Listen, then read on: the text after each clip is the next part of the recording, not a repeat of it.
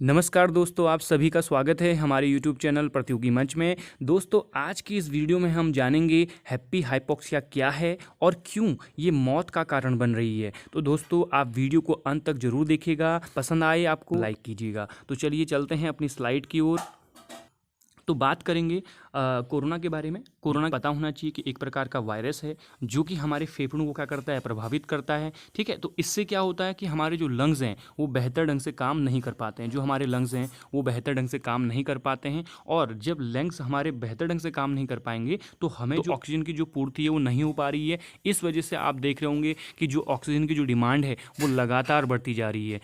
Okay, तो चलिए सामान्य तो हम अपने लंग्स द्वारा हवा से जो है ऑक्सीजन को लेते हैं, और ये ऑक्सीजन क्या होता है कि आरबीसी के द्वारा, आरबीसी को बोलते हैं रेड ब्लड सेल। तो ये क्या करता है कि लंग्स से जो फिल्टर्ड ऑक्सीजन है उसको हीमोग्लोबिन के द्वारा ये हमारे विभिन्न अंगों तक इसको पहुंचाता है। जो हमारे टिश्यूज़ हैं, सेल्स हैं, वहां तक इसको पहुंचाने का काम करता है। तो ध्यान रखेंगे आप लोग कि हमारे शरीर में जो ऑक्सीजन की जो सप्लाई है, ठीक है, वो सभी टिश्यू तक करने में आरबीसी की क्या होती है, सबसे बड़ी भूमिका होती है।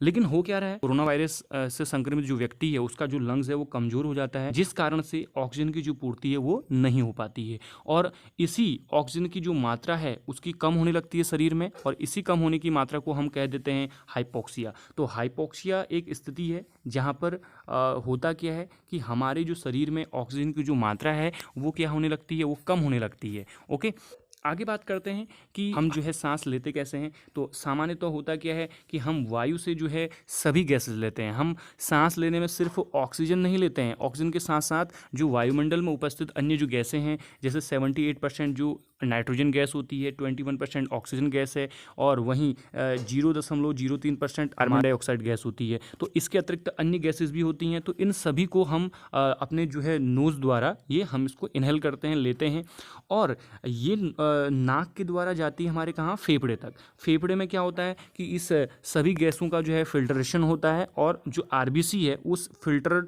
जो ऑक्सीजन है उसको लेकर ये टिश्यू तक पहुंचता है। आरबीसी इसको इसलिए लेता है क्योंकि हमारे बॉडी में ऑक्सीजन की आवश्यकता होती है, अन्य गैसेस की आवश्यकता नहीं होती है। इसीलिए आरबीसी जो है इस फिल्टर्ड ऑक्सीजन को ग्रहण करता है और टिश्यूज तक पहुंचाता है, और बाकी जो गैसेस होते हैं वो कार्बन डाइऑक्साइड के जो है साथ वो हम बाहर जो है छोड़ देते हैं। तो इसी प्रक्रिया को आप बोल सकते हैं क्या, ब्रीदिंग। तो ध्यान रखेंगे, ब्रीदिंग का मतलब सामान्यतः क्या है कि सांस को लेना और छोड़ना, जबकि रेस्पिरेशन एक अलग प्रोसेस है। रेस्पिरेशन में क्या होता है कि जो ये आरबीसी टिश्यू तक जो है हमारा जो ये ऑक्सीजन ले जाती है, तो ये ऑक्सीजन पहुंचती है कहाँ, सेल में। सेल में पहुंचती है, तो सेल में आपने देखा होगा माइटोकॉन्ड्रिया होता है। तो माइटोकॉन्ड्रिया में बेसिकली ये रेस्पिरेशन की प्रक्रिया होती है, जहाँ पर एनर्जी निकलती है। एनर्जी के साथ साथ हमारा भोजन है उसको तोड़ने में भी ऑक्सीजन क्या करती है, मदद करती है। तो भोजन जब टूटता है उसका ऑक्सीडेशन होता है, तो फिर कार्बन डाइऑक्साइड रिलीज होती है, और फिर ये कार्बन डाइऑक्साइड के साथ जो अन्य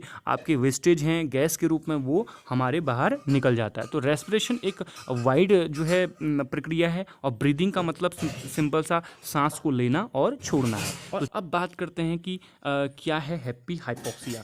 जब हमारे शरीर में क्या होता है कि ऑक्सीजन की मात्रा कम हो जाती है, तो अक्सर क्या होता है, ये ऐसा देखने को मिला है कि कोरोना से संक्रमित जो व्यक्ति होता है उसके शरीर में ऑक्सीजन की मात्रा क्या होने लगती है, कम होने लगती है। लेकिन क्या होता है कि उसे इसका बिल्कुल भी आभास नहीं होता, और ना ही उसमें ऐसे कोई लक्षण दिखाई देते हैं। तो इस कारण से वो खुश तो होता है, उसे नहीं जानकारी है कि वो संक्रमित हो चुका है, लेकिन कहीं ना कहीं उसके शरीर में ऑक्सीजन की मात्रा लगातार क्या हो रही है, कम होती जा रही है। तो ऐसे में जब उसकी जो मात्रा है वो इतनी कम हो जाती है, उसको सांस लेने में जो है प्रॉब्लम होने लगती है। तो इसीलिए उसको वेंटिलेटर में उसको रख दिया जाता है, और ऐसे में जो है उसकी जो है मौत होने की जो संभावना है वो अधिक बढ़ जाती है। क्योंकि आपको पता है, अगर ये ऑक्सीजन की जो मात्रा डाउन हो रही है, कम हो रही है, अगर संक्रमित रोगी को इसकी जानकारी पहले ही मिल जाए तो उसको बचाया जा सकता है। इसीलिए आपने देखा होगा दोस्तों कि हमें कहा जा रहा है कि ऑक्सीमीटर का हम जरूर इस्तेमाल करें, और ऑक्सीमीटर के द्वारा अपने ऑक्सीजन की जो लेवल है उस लेवल को हम लगातार चेक करें, कहीं वो कम हो तो नहीं रहा।